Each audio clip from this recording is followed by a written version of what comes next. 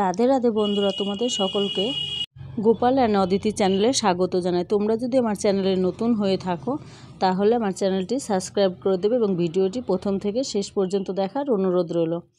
আমার আজকে ভিডিওর থাম্বনেল দেখে তোমরা বুঝতেই পেরেছো আমি আজকে কী নিয়ে আলোচনা করব।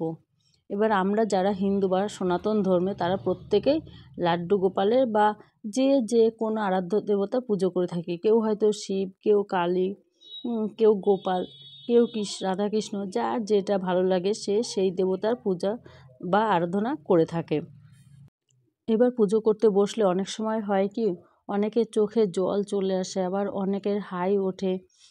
এবার অনেকের পুজো করতে গিয়ে হাত পুড়ে যায় বা হাত কেটে যায়। এবার এক একটা ঘটনার এক একটা কারণ আছে। আমি আজকে সেই বিষয় নিয়েই আলোচনা করব। বাড়িতে পুজো করার সময় যদি আপনার হাই ওঠে তাহলে আপনি বুঝবেন ভগবান আপনাকে রহস্যময় সংকেত দিচ্ছেন। পুজো করার সময় কিছু শুভ ঘটনা, যে সমস্ত ঘটনা ঘটলে মনে করবেন যে এই সব ঘটনার থেকে শুভ কিছু হবে বা ভগবান আমার পুজো গ্রহণ করছে। শুভ ঘটনা 1 নম্বর, পুজো করার সময় যদি আপনার চোখে জলে ভরে ওঠে তবে অত্যন্ত এর অর্থ আপনার উপাসনা ভগবান গ্রহণ করেছেন আর আপনার জীবনে সব দুঃখ কষ্ট দূর হতে চলেছে। অনেক সময় হয় মানুষে পুজো করতে বসে একাই 2 চোখ দিয়ে জল পড়তে থাকে। এটা হয় কি, তার যে দুঃখ আছে সেই দুঃখগুলো এখন কমে যাবে, সে সুখের সঙ্গে থাকবে, ওই জন্যে তার চোখে জল এসছে।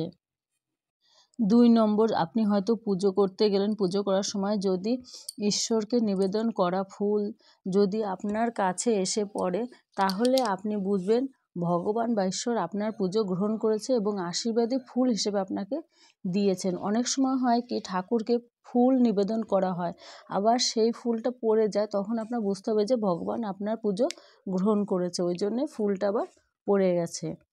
এবার কি, অনেকে যখন ওই রকম ফুল পড়ে যায় তখন সে ফুলটা সঙ্গে করে নিয়ে আসে। আমার যেমন মন্দিরে পুজো করতে গেলে ওই রকম হয়, ফুল পড়ে যায়, ঠাকুরকে নিবেদন করা ফুল পড়ে যায়, তখন সেই ফুলটা আমি আবার সঙ্গে করে নিয়ে আসি। 3 নম্বর, পুজো করার সময় যদি প্রদীপের শিখা যদি সোজা জ্বলতে থাকে তাহলে ঈশ্বর আপনার ওপর তুষ্ট এবং আপনার পুজো গ্রহণ করেছেন। অনেক সময় হয় কি, পুজো করার সময় প্রদীপটা ভালোভাবে জ্বলছে না, মনে হচ্ছে কি একটু নড়ছে প্রদীপের শিখা, ওইটা যদি হয় তাহলে ভগবান আপনার পুজো গ্রহণ করছেন না। আর যদি প্রদীপ যদি একদম সোজাভাবে জল করে জ্বলতে থাকে তাহলে বুঝতে হবে যে ভগবান আপনার পুজো গ্রহণ করেছেন। আবার পুজো করার সময় অনেক সময় কিছু ঘটনা ঘটে যেগুলো হচ্ছে অশুভ বলে মানা হয় বা দেখা হয়েছে এই সমস্ত ঘটনা ঘটলে সত্যি করে তার সঙ্গে অশুভ হয় বা খারাপ ঘটনা ঘটে তার সঙ্গে। 1 নম্বর, পুজো করার সময় যদি আপনার হাত পুড়ে যায় তাহলে মনে করবেন যে এটা অশুভ ঘটনা। প্রদীপ জ্বালাতে গিয়ে, আরতি করতে গিয়ে বা ভোগ রান্না করতে গিয়ে বা ধূপকাঠি জ্বালানো রয়েছে তখন যদি আপনার কোনো কারণে হাতটা লেগে যায় তাহলে হাত আপনার পুড়ে যাবে। বা অন্য কোনোভাবে যদি আপনার হাত পুড়ে যায় তাহলে আপনার বুঝতে হবে যে আপনার কোথাও ভুল হচ্ছে, সেই কারণে ভগবান আপনার প্রার্থনা গ্রহণ করছেন না বা আপনার পুজো গ্রহণ করছেন না। পুজো করার সময় অশুভ ঘটনা হলো 2 নম্বর, পুজো করতে গিয়ে হাই ওঠা, যদি পূজা চলাকালীন বারবার যদি হাই ওঠে এটাও শুভ লক্ষণ না, একটু সাবধান হবেন। আপনার বুঝতে হবে আপনার মধ্যে নেতিবাচক শক্তি রয়েছে আর এই নেতিবাচক শক্তি আপনার প্রার্থনা ঈশ্বরের নিকট পৌঁছাতে বাধা সৃষ্টি করছে। অনেক সময় কি হয়, পুজো করতে গিয়ে মানুষ ঘুমিয়ে পড়ে বা হাই তোলে, এটা হচ্ছে সবথেকে খারাপ বা অশুভ লক্ষণ। 3 নম্বর, পুজো করার সময় ঘুমিয়ে পড়া ঈশ্বর সবসময় শুদ্ধ চিত্ত করা গ্রহণ করেন। পুজো করার সময় যদি কোনো ব্যক্তি ঘুমিয়ে পড়েন সেই ব্যক্তির মধ্যে দ্বিগুণ চিন্তাধারা সক্রিয় থাকে, তার মনে নানা ধরনের চিন্তা আসছে। তবে আমরা সংসারে কর্মরত মানুষ, আমরা তবে চেষ্টা করব যে যতটা সাবধানে বা এক মন হয়ে ভক্তি ভরে ঈশ্বরকে ডাকা যায় বা পুজো করা যায়। মানুষের সংসারে অনেক ধরনের সমস্যা থাকে, হয় পুজো অনেক সময় হয় কি, পুজো করতে গিয়ে না সেই টেনশনটাই মাথার মধ্যে ঘুরবে, এদিকে ঠাকুর পুজো দেওয়া হচ্ছে কিন্তু সেটা কিন্তু খেয়াল হবে না, পুজো করতে গিয়ে অনেক সময় অনেক ভুল হয়ে যাবে। এবার মানুষের যতটা সম্ভব ভক্তি ভরে ঠাকুরকে ডাকতে হবে এবং পুজো করতে হবে। তবে আসুন আমরা জেনে নেই ভগবানের 10টি গুরুত্বপূর্ণ নিয়ম, যা মেনে চললে শীঘ্রই আপনার ইচ্ছা পূরণ হবে। অনেক মানুষই রয়েছেন এত পূজা পার্বণ করেন, জীবনে সফল ফল পাচ্ছে না। তবে আসুন জেনে নেই কেন এরকম হচ্ছে। আবার অনেকে ভক্তি ভরে সামান্য একটু আয়োজন করে ঠাকুর পুজো পার্বণ করছে, তাদের কিন্তু জীবনে সাফল্য আসছে।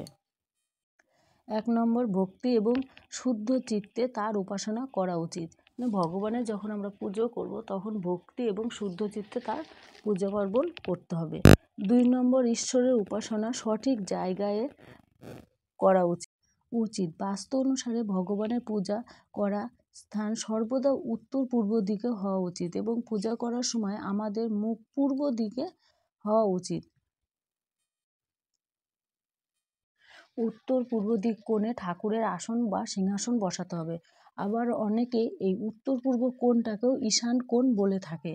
ওই জন্য তোমরা সব সময় চেষ্টা করবে যার যেইভাবে বাড়ি বা ঘর আছে সেটা ঠিক ঠাকুরের সিংহাসনটা যেন ঘরের ঈশান কোণে বসানো হয় এবং তুমি যখন নিজে পুজো করবে তখন পূর্ব দিকে মুখ করে বসবে।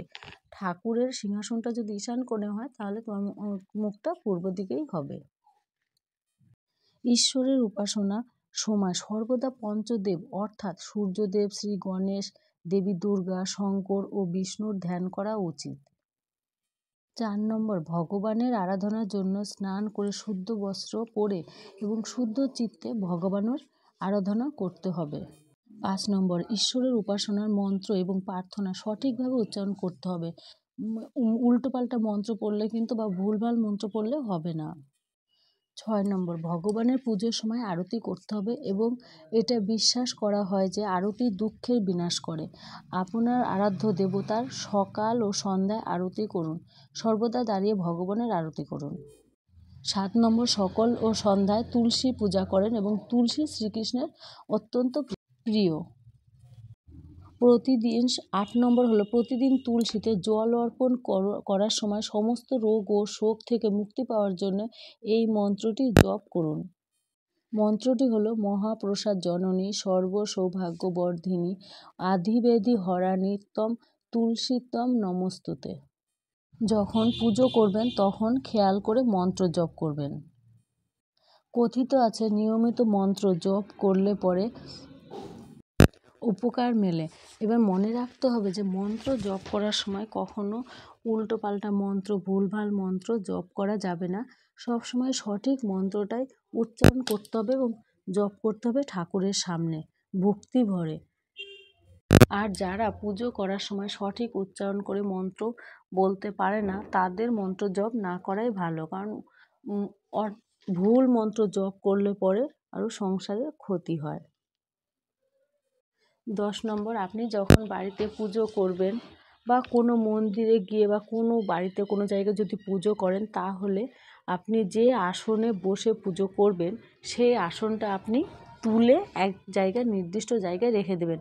কখনোই কিন্তু পুজো করার পর আসন পা দিয়ে ঠেলে সরিয়ে রাখবেন না বা সেখানে ফেলে রাখবেন না।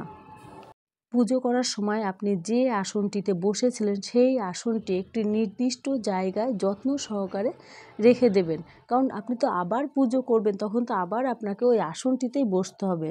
ওই জন্য আপনি আসনটা ভালোভাবে রাখবেন। তবে আমার কৃষ্ণ ভক্ত বন্ধুরা সকলেই চেষ্টা করবেন পুজো করার সময় ভক্তি শ্রদ্ধা ভরে ঠাকুরের পুজো করতে। এবার আমার ঠাকুরের ঘরে আপনারা দেখেছেন কি লাড্ডু গোপাল আছে, তারপরে রাধাকৃষ্ণ আছে, শিব পার্বতী আছে, লক্ষ্মীনারায়ণ আছে। আবার তুলসী দেবীকে আমি পুজো দিই। যখন পুজো করি তখন আমি তুলসী মহারানীকে এইভাবে সিংহাসনে পাশে বসিয়ে নিই।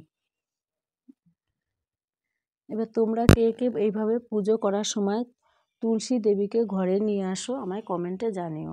আমি এইভাবে পুজো করি। আমার ভিডিওটি ভালো লাগলে শেয়ার করে দিও।